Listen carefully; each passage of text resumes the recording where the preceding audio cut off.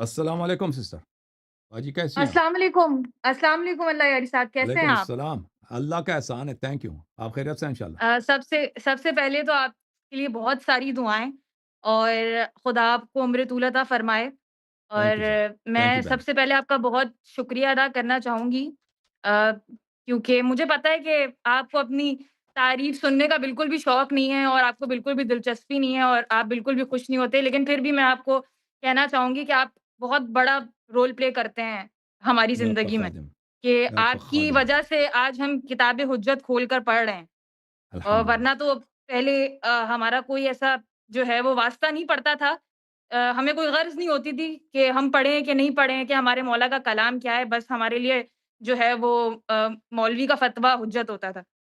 लेकिन आपके तवस्सुल से जो है हम पढ़ रहे हैं और हमें तजस्सुस पैदा हो रहा है कि हम पढ़ें अल्हम्दुलिल्लाह। कि हमारे मौला का कलाम क्या है। आगा साहब, आप यकीन करें कि जो है मैं 2 साल हौज़े में पढ़ी, अ, मगर कभी भी रुझान नहीं दिलाया जाता था इस बारे में कि जो है हम उसूल काफ़ी पढ़ें या फिर जो है तहज़ीबुल अहकाम पढ़ें या मन ला याज़ुरुल फ़क़ीह पढ़ें, इस तरफ कोई नहीं था। बस जो है वो मुश्किल-मुश्किल वैसे थी, वो फ़िक़्ह की और कलाम की और उसूल की, और उसी के अंदर हमारा टाइम गुज़र जाता था और हमारे पास मुताला करने का अलग से कुछ टाइम बचता नहीं था। लाइब्रेरी में बिल्कुल होती सही। थी ये सारी किताबें, मगर हमारे पास अलग से टाइम नहीं होता था कि हम उस या कि हमें कोई पढ़ाए या फिर हम इसका अलग से मुताला करें। लेकिन जो है मैं आपका शुक्रिया अदा करना चाहूँगी कि आपने जो है हमें इस तरफ राग़िब किया। बाकी मेरे आपसे कुछ सवाल हैं, तो जी अगर सिस्टर, आप इजाज़त दें तो? बिस्मिल्लाह करें। कि अब देखिए, मैंने तो जो है वो हौज़ा छोड़ दिया है, तो जी आप सिस्टर। क्या कहते हैं कि अगर जो है हौज़े अगर छोड़ दिया जाए तो फिर ये मफ़ाहीम कुरान और ये सर्फ़ व नहव ये मैं कहाँ से सीखूँ? और तो कोई ऐसा प्लेटफ़ॉर्म है नहीं कि जो है वो जो पढ़ाए हमें। अगर हौज़ा जी। छोड़ दिया जाए तो फिर अरबी कहाँ से सीखें हम? देखें, जहाँ तक सर्फ़ नहव का ताल्लुक है, ये तो अरबी में जो सर्फ़ नहव हौज़े में सिखाया जाता है, वो तो बिल्कुल एक नाक़िस है। जो लोग हौज़े में सर्फ़ नहव पढ़ते हैं, उनको बिल्कुल सीखते भी नहीं हैं और उनको इबारतें पढ़ने पढ़ने में मुश्किल होती है। बहुत ही नाक़िस अ और मायूब तौर पे वहाँ पे पढ़ाया जाता है। लेकिन अगर आप वाक़ई सर्फ़ नहव पढ़ना चाहती हैं, तो इसके बहुत सारे कोर्सेज़ ऑनलाइन मौजूद हैं, जो फ्री हैं। इतने ज़्यादा कोर्सेज़ हैं, शरह इब्न अक़ील के और कुतुब अलाल, कुतुब सर्फ़ के, कुतुब नहव के, कुतुब एराब के जी, यूट्यूब पर इतने ज़्यादा हैं, मुख़्तलिफ़ कोर्सेज़ और बहुत ठीक। अच्छे निहायत आला किस्म के। जी, तो आप वहाँ पे उनको फ़ॉलो कर सकती हैं। डेडिकेशन माँगता है ये बात कि आप जो है हाँ, रोज़ाना 1-2 वहाँ पे लेक्चर देख लें और किताब हाथ में हो, जो वो उस्ताद बयान कर रहा है, उसको फ़ॉलो कीजिए। तो ऑनलाइन बहुत सारे कोर्सेज़ हैं मुख़्तलिफ़ उलूम में। आज जी, सर्फ़ नहव में और इसके अलावा बलागत के उलूम में बहुत ज़्यादा है। तो इस लिहाज़ में तो आप सर्च करें ना, आपको अपनी तसल्ली की मिल जाएगी, आपकी जो अपनी लेवल है। आप देख लें आप किस जी, लेवल जी। पर हैं। आप जी, सर्च जी, करें, बिल्कुल। आपको अपनी बाकी लेवल की हाँ, मिल जी, जाएगी जी, और आप उसमें बहुत जल्दी प्रोग्रेस कर सकते हैं, इसलिए कि जो इंसान घर में होती है, तो जी, उसके पास टाइम बहुत है। वो दिन में 2, 3, 4 लेक्चर सुन सकती है और उसको अच्छी तरह से पढ़ के दोबारा उसको किताब जी, में जो जी। हाथ में होगा उससे मिलाकर उसको फिर उसको रिव्यू करके, तो ये बहुत आसान चीज़ है। जी सिस्टर। जी, बाकी मुझे ये पूछना था कि ये जो जिन मसाइल से मेरा वास्ता है, तो अब जैसे अब तकलीफ़ तो ज़ाहिर-सी बात है, वो आपके लेक्चर सुन के छोड़ दिए। तो अब जिन मसाइल से मेरा वास्ता है, तो क्या अब जी। जैसे नमाज़, रोज़ा, वुज़ू, अब क्या मुझे हुँ। ये सब टैली करना पड़ेगा दोबारा से? क्या मैं ये सही पढ़ रही हूँ कि नहीं पढ़ रही, या फिर मैं जो हूँ वही कंटिन्यू करूँ? कि जो अगर किसी मसले पे शक है तो आप उसको चेक करें अहादीस रिवायात में। अक्सर जो शियों को जो जिन्होंने शिया नमाज़ सही सीखा ना, तो वो रिवायात में भी उसी तरह से होता है। जी, या उसी तरह से ही होता है, लेकिन अगर आपको किसी मसले पे शक पड़ता है, रिव्यू करें, दोबारा देख जी, लें, बहुत सारी चीज़ें हैं। जी, बहुत सारी चीज़ें रिवायात में हैं, लेकिन फ़तवों में उसका ज़िक्र नहीं मिलता है। ठीक है ना? बहुत सारी चीज़ें हैं, ठीक है, जो ठीक मुस्तहब्बात है। में से हैं या अहम बातें हैं जो उसमें नहीं हैं। नमाज के मामले में या जी, वज़ू के मामले में या तहारत के मामले में। जी, इस तरह की बहुत सारी रिवायात हैं, जो उसका रिफ्लेक्शन आपको बिल्कुल भी नहीं मिलता कि ये फ़तवों में क्यों नहीं आया। तो इस सही, तरह अगर सही। आप उसको देख लें, तो वो आपके लिए मुफ़ीद होगी। जी हाँ।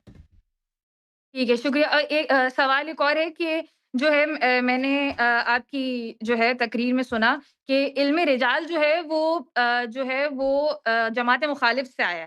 تو اس کے مخالف میں مطلب اگر ہمیں جیسے کہ میں اگر راوی حدیث بننا چاہوں تو کیا میں بن سکتی ہوں؟ ایک عورت بن سکتی ہے راوی حدیث؟ بالکل، اور بالکل، اگر کوئی بن س سکتی ہے نہیں ہے۔ تو اس کے لیے اس جرح و تعدیل کی وہ یہ علم جو ہے وہ کہاں سے حاصل کرے؟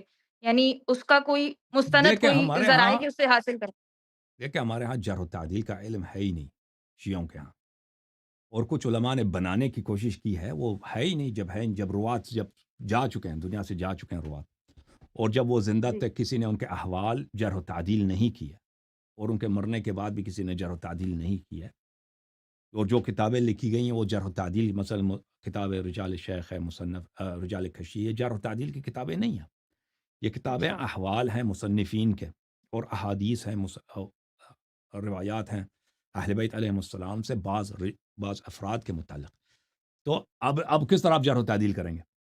تو لازمی بات ہے وہ ایک ناممکن چیز ہے جو شیعوں میں آ کر جرح و تعدیل کرنے کی کوشش کرنا چاہتا ہے نا، کیونکہ جی، جی، شیعہ احادیث اس طرح سے نقل نہیں ہوئی ہیں جس طرح جماعت مخالفین کے ہاں ہوئی ہیں، سینہ بہ سینہ۔ شیعوں کے ہاں کتابوں سے نقل ہوئی ہیں اور نہایت ہی معتمد ذریعے سے نقل ہوئی ہیں، تو جرح و تعدیل ایک جوک ہے۔ جرح و تعدیل کا جو علم ہے جماعت مخالفین کے ہاں وہ ایک جوک ہے، ایک مسخرہ ہے، ایک استہزاء ہے، جو ان کے اپنے لیے جن احادیث پہ ان کی ہوس ہوتی ہے کہ اس حدیث کو صحیح بنایا جائے اس کو صحیح کر لیتے ہیں، جس حدیث کو ضعیف بنانا ہوتا ہے وہ کہیں نہ کہیں سے کسی راوی میں کوئی چیز ڈھونڈ کے اس کو ضعیف بنا دیں گے، تو یہ اس لیے ہوتا ہے۔ جی، اگر کوئی جی، خاتون آپ جیسے ہماری بہن وہ احادیث کی معلمہ بننا چاہتی ہے، راوی بالکل یہ بہترین کام ہے، بہترین چیز ہے، بشرطے کہ انسان اچھی طرح سے سیکھ لے۔ اچھی طرح سے سیکھنا یہ جی، ہوتا ہے کہ پہلے وہ اپنی زبان سے ہی کرے گا، صرف و نحو لغت یہ باتیں صحیح سیکھے گا، پھر وہ احادیث جو ہے جیسے میں اب مختلف پروگرامز میں احادیث پڑھتا ہوں، تو اگر آپ اس پہ توجہ دیں کہ میں کس طرح سے شرح کرتا ہوں، کس طرح سے ترجمہ کرتا ہوں، اس کے پاس جو شروع لکھی گئی ہیں جیسے کتاب وافی ہے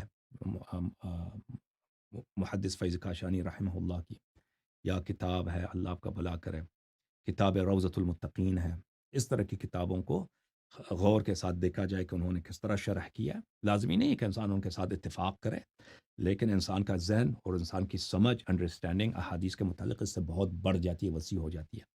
تو اگر کوئی خاتون اس طرح سیکھنا چاہے تو یہ بہت اچھی چیز ہے، بہت ہی دین کی خدمت کر سکتی ہے اپنے لیے، گھر والوں کے لیے اور معاشرے کے لیے۔ جی سر۔ جی۔ تو آغا صاحب جن احادیث میں جو ہے وہ اختلاف تعرُّض ہے، تو اس کے لیے پھر کیا کروں میں؟ مطلب اگر میں سوچ لیا ہے کہ میں تو اگر حدیث اس میں راوی حدیث تعارض بن ہے نا تو اس کا طریقہ یہ ہے کہ اہل بیت علیہم السلام نے اپنے سے کچھ بنانے کی ضرورت نہیں ہے۔ اگر احادیث میں جی، اختلاف پایا جاتا ہے تو اس کا طریق حل اہل بیت طاہرین علیہم السلام نے بتایا ہے۔ اگر آپ میرے لیکچرز میں چلے جائیں تقلید کے موضوع پر تو اس میں آخری مثلا 23واں 24واں اس طرح آپ چیک کر لیں، اس میں آپ کو مل جائے جی، گا کہ اس میں نے تعارض روایات پہ تفصیل سے گفتگو کیا ہے کہ روایات میں اگر تعارض ہو تو اہل بیت علیہم السلام نے کس طرح فرمایا کہ اس کو کیا کریں، آپ کے پاس کیا آپشن موجود ہے۔ جی ہاں۔ جی۔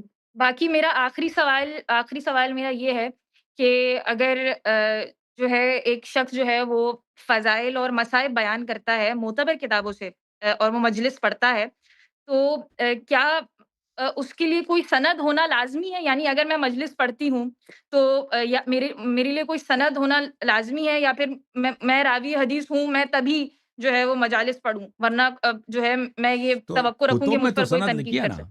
آپ اگر کوئی صحیح حدیث پڑھ رہی ہیں تو سند کا نقل کرنا مجلس میں ضروری نہیں ہے۔ مجلس میں آپ کہہ جی، سکتے ہیں کہ یہ فلان کتاب میں لکھا ہے، اس طرح واقعہ پیش آیا، یہ ہوا ہے، یا فلان یہ جی، حدیث موجود ہے، ٹھیک ہے نا۔ مجلس جی، میں سند نقل کرنا ضروری نہیں ہے، اور یہ کہ بعض لوگ کہتے ہیں اجازہ ہونی چاہیے مشائخ سے، وہ بھی ضروری نہیں ہے، وہ بھی ہے، اس بات کی کوئی اہمیت نہیں ہے۔ لیکن جو انسان جی، جو کچھ کہتا ہے دین سے نسبت دے دیتا ہے، میں جو بھی کہتا ہوں نا کہ اہل بیت علیہ السلام کا طریقہ کار یہ ہے، اہل بیت علیہ السلام نے یہ کیا ہے، وہ کیا ہے، یہ فرمایا یہ نہیں فرمایا، تو وہ صحیح ہونی چاہیے، صحیح ہونی چاہیے، مطلب معتبر کتب میں موجود ہونی چاہیے۔ تو یہ ضروری ہے کہ انسان پہلے اپنی تحقیق کرے، ریڈنگ کرے، اپنا پڑھائی کرے، اس کے بعد اس کو لوگوں کو سنائے، ٹھیک ہے؟ یہ عرض یہ ہے۔ جی، جی، جی، صحیح ہے، ٹھیک ہے، جزاک اللہ آغا تھینک یو صاحب، بہت سسٹر، اللہ آپ شکریہ کو آپ نے جزاک خیر، ٹائم دیا۔ تھینک یو، بہت مہربانی. تھینک جھوم جاؤ پرواز کرو کیوں فخر سے سر اٹھا کیونکہ اللہ تعالیٰ نے تمہیں انتخاب کیا صراط حق پر صرف تم ہو صراط ایمان پر صرف کیا کیونکہ اللہ تعالیٰ نے تمہیں انتخاب کیا صراط حق پر صرف تم ہو صراط ایمان پر صرف